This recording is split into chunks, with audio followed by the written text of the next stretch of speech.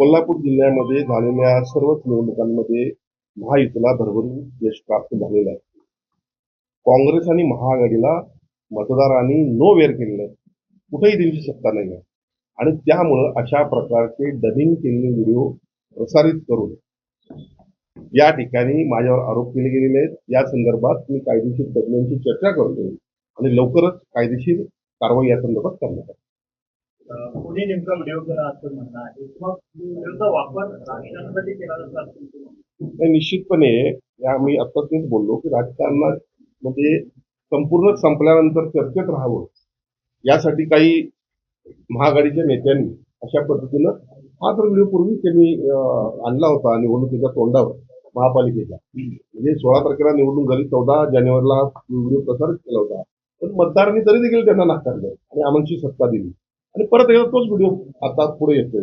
याचा अर्थ स्वतः चर्चेत राहायचं, दुसऱ्याला बदनाम करायचं अशा पद्धतीने पत्रकार ऋतुकाळांनी ते पत्रक दिलेलं आहे. बघा, मी तुम्हाला काय सांगितलं, म्हातारी मेल्याचं दुःख नसावं, काळ सोपावं, एक म्हण आहे. माझ्याकडे स्वतः एक व्यक्ती आली होती या संदर्भात की असा व्हिडिओ किंवा हे जे काय आहे ते संपून घ्या. मी म्हणलं जो कोणी आहे त्याला सांग तुला काय करायचं ते कर. मी स्वतः सांगितलं, कारण मला माझ्या मुलग्यावर विश्वास नाही, तो चुकीचं काय करणार नाही. मी त्याचं समर्थन केलं असं म्हटलेलं नाही, पण त्यानं जे काय केलं असेल ते कायदेशीर कृती केलं असेल. पण अशा पद्धतीनं जर कोण आम्हाला ब्लॅकमेल करत असेल, आम्ही तर शिवसेना प्रमुखांच्या विचारातच आहोत, त्यांच्या मुशीतच घडलेलो आहोत.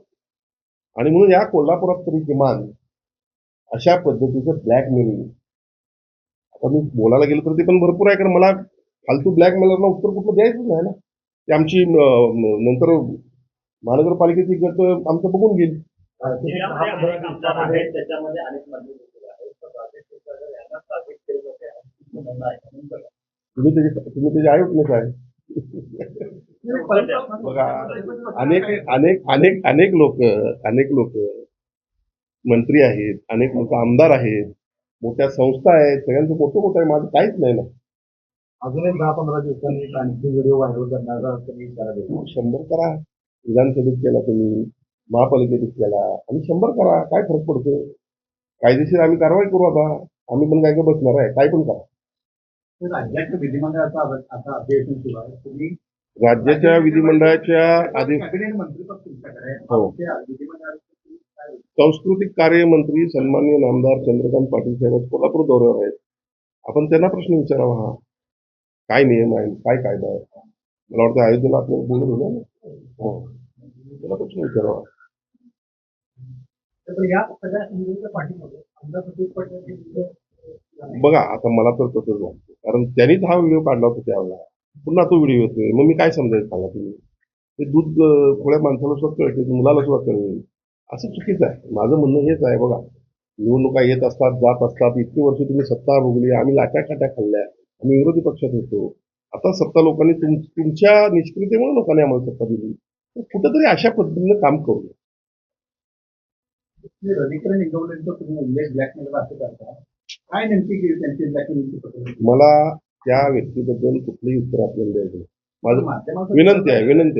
ब्लॅकमेलर पत्रकार असे आरोप करा, आम्हाला त्याची काय काय तुम्ही जर त्यांना ब्लॅकमेलर काय